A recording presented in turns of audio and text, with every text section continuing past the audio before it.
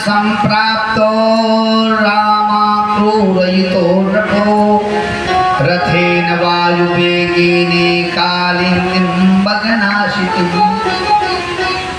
रथ चल दिया। जब तक रथ दिखाई देता रहा तब तक गोपियां खड़ी देखती रही। जब रथ न दिखाई देने लगा तब उदास होकर के ये गोपियां अपने अपने घर चली गई। मध्याह्न गंगा जी कालिंदी के किनारे अक्रूर रथ रोके यमुना स्नान करने गए। जब तक तुम महापुरुषों के महान भक्तों के दर्शन नहीं करो तब तक तुम्हारे हृदय की भक्ति कमजोर है। महापुरुषों के दर्शन से पुण्य की वृद्धि होती है, तब भक्ति मजबूत होती है। अक्रूर ने गोपियों के दर्शन किए थे, इसलिए भगवान ने सोचा अब इनकी भक्ति पाकी कर दे। इसलिए जो यमुना में डुबकी लगाया, कहाँ बंशी विभूषित करा नवनीरदाभा पीताम्बरा तरुण बिंब फला तरुता पूर्णेन्दु सुंदर मुखा करबिंद नेत्रा कृष्णात् परं किमपि तत्त्वमहं न जाने। भगवान बंशी बजा रहे। अक्रूर ने सोचा इनको तो रथ में बैठा के आया था, यमुना के भीतर कहाँ से आ गए। फिर डुबकी लगाया, फिर भगवान वही रूप यम ब्रह्मा वरुणेन्द्र रुद्र मरुता स्पंदवन्ति वेद्यैस्तवै। फिर उछले। कन्हैया रथ में बैठे बैठे मुस्कुरा रहे हैं। जब 2-4 बार उछले, डूबे, उछले, जानने यही नारायण है। हाथ जोड़ के भगवान के सामने खड़े हुए। कन्हैया ने कहा काका क्या बात है। यमुना के भीतर कुछ गड़बड़ सड़बड़ देखा गया। अक्रूर ने कहा प्रभु मैं आपकी माया में मोहित हो चुका था, न तो उसमें हम तो आखिर रहे तो नारायण पुरुष मध्य मध्य, तुम तो साक्षात नारायण हो। अक्रूर ने भगवान ने कहा चलो चलो कोई बात नहीं। जब रथ आगे पहुंचा, मथुरा की सीमा में आए, भगवान कहते हैं काका हमें यहीं उतार दो, यहीं उतार दो, हम घूमते टहलते आएंगे, बाबा को लेकर घर चलो। नंद बाबा ने कहा देख कन्हैया तेरी आदत बड़ी खराब है, तू सीधे सीधे जाना सीधे सीधे आना, परदेश का मामला है। अब तुम बताओ भला कन्हैया सीधे सीधे जाएंगे जब अपने सीधे नहीं है, नाम टेढ़ा, महाराज उनका शरीर टेढ़ा, त्रिभंग ललिताचार्य, तो काम सीधा कैसे होगा। कहा बाबा चिंता न करो, हम सीधे सीधा जाएंगे। महाराज सीधे सीधे चल दिए। कन्हैया ने कहा देखो शहर का मामला, हम ग्वाल वाले अन्न बन्न के कपड़ा पहने हैं, अब शहर में नमस्कार चमत्कार में होता है। महाराज देहात के लोग सीधे निष्कपट होते हैं, इसलिए वो ज़्यादा खासियत नहीं किसी में देखते, लेकिन पढ़े लिखे शहर के लोग बड़ा कठिन है।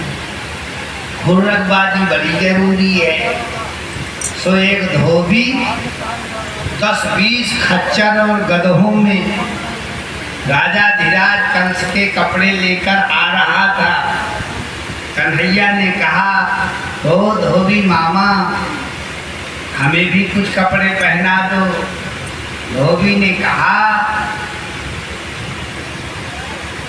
तुम्हारे बापन ने कभी पहने हैं कि तुम ही पहनोगे। देखो एक बात बताएं, पूर्व जन्म का त्रेता युग में ये धोबी वही है जो राम पर आक्षेप लगाया था। पत्नी से कहा घर से बाहर निकल, मैं वो राम नहीं हूँ जो रावण की हरी सीता को फिर घर में रख लूं, निकल बाहर। देखो लक्ष्मण जी को बड़ा क्रोध आया। लक्ष्मण जी बोले मैं इस धोबी को मारूंगा।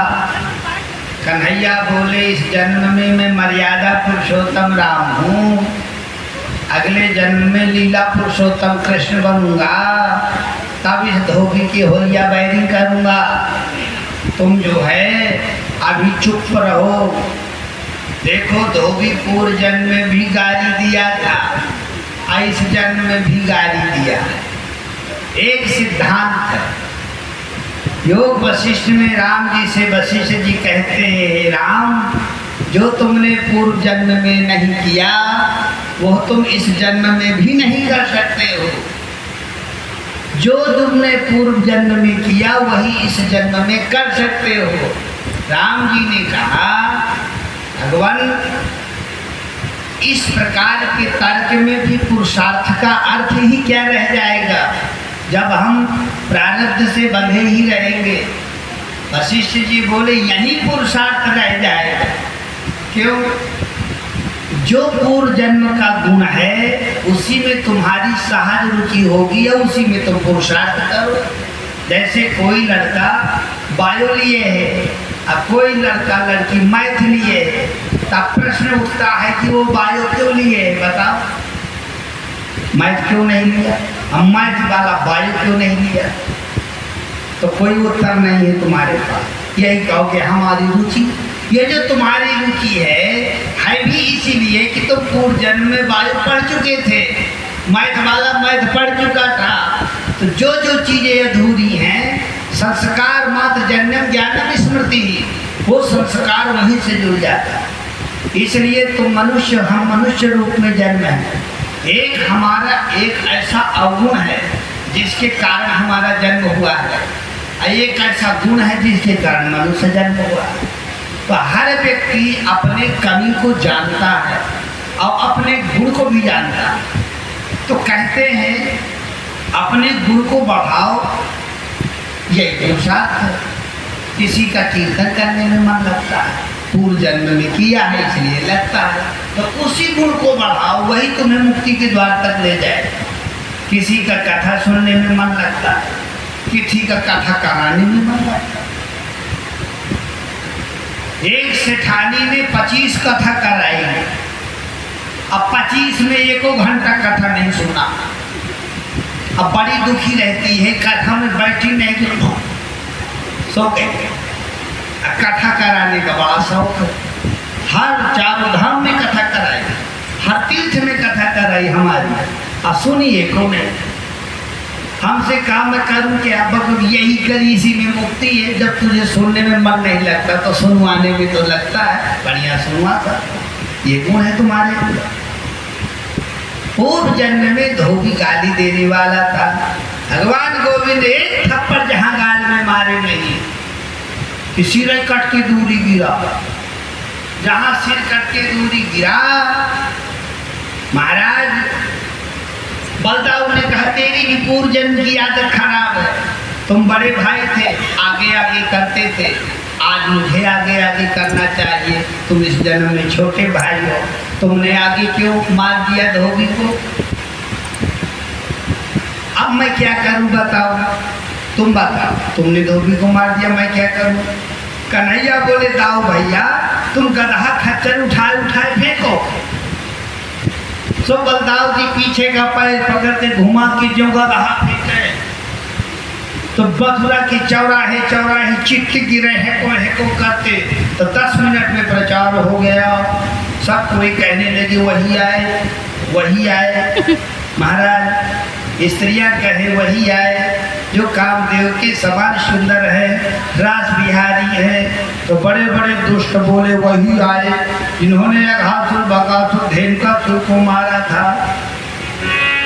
जाती रही है, हाँ जाती रही है, भावना जैसी रामा जाती रही है, भावना जैसी रामा जाती रही है, हाँ जाती रही है, भावना जैसी जाती रही है, भावना जैसी। हाँ प्रभु मूरत देखी तिन तैसी, मूरत देखी तिन तैसी, जाती रही है, भावना जैसी, हाँ जाती रही है, भावना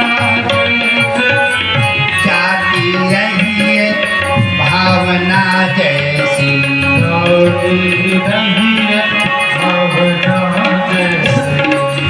भगवान गोविंद धोबी के कंस के कपड़े सब पहन लिए ग्वाल वालों ने, लेकिन सब ढीले थे। इसलिए आगे एक दर्जी मिला जो जनकपुर का पूर्व का जन्म है। देखो राम जी के सब अधूरे काम कृष्ण अवतार में पूरे हुए। परशुराम जी बीच में आ गए, खलमंडली डाल दिए, कोई अपना काम नहीं कर पाया।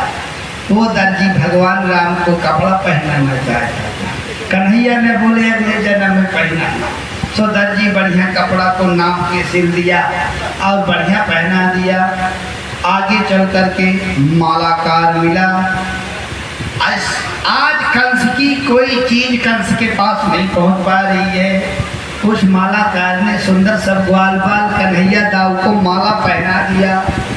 अब सज गए भगवान बाल कन्हैया बलदाऊ, लेकिन ब्राह्मण तिलका मिला मास्टर सुना। तो आगे देखा एक त्रिबक्रा चली आ रही थी। त्रिबक्रा माने 3 जगह से टेढ़ी थी। यह महाराज कंस की दासी थी, चंदन घिसने का काम करती, चंदन लिए चली आ रही थी। कंस बीच में खड़े हो गए, ओ सुंदरी हमारे चंदन लगा, ओ सुंदरी हमारे चंदन लगा दो। जहाँ सुंदरी कहा तहाँ चिढ़ उठी। अरे एक कुरूप को सुंदरी कहते हो, व्यंग मारते हो, तुम्हें किसी को दुख देने में ज़्यादा सुख मिलता है। देखो कन्हैया बोले नहीं नहीं मैं सच्चे दिल से कहता हूँ तुम सुंदरी। यह जो त्रिवक्रा है ना, पूर्व जन्म में समझना सूर्पनखा थी। राम जी से कहा था तुम सम पुरुष नमो समनारी। भगवान राम उस समय तो नाक कान कटवाए। सुंदरता का जब घमंड होता है तो ये जन्म में तो नाक कान कटे नहीं, चाहे आज कटे चाहे कल कटे। और अगले जन्म में इतना बढ़िया हो गया भगवान बनेगा कि खांसी बंदरिया जैसी लगो, इसलिए त्रिवक्रा बनी। परंतु यद्यपि यह ठीक कार्य नहीं था, तथापि यह संबंध भगवान से था, इसलिए कल्याण। सूर्पनखा पुष्कर में बहुत बड़ी तपस्या किया था। तब ब्रह्मा ने वरदान दिया था एक दिन के लिए भगवान गोविंद की पत्नी बनो। वही दासी थी, जहां देखा प्रभु तुम चाहे कुछ भी बोलो, तो तुमको देख करके मुझे बड़ा प्यार आ रहा है। कन्हैया बोले तुम कौन हो? बोले दास्यास में हम सुंदर कंस सम्मता। मैं कौन हूँ? कंस की दासी हूँ। दास्यास में हम सुंदर कंस सम्मता।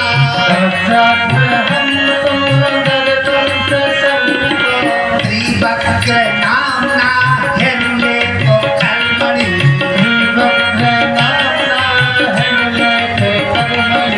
मद्भावितं भोजपतेरतिप्रियम्।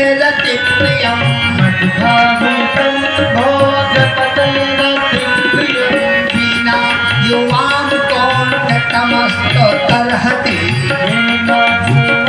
कौण्डकमस्ततर्हति।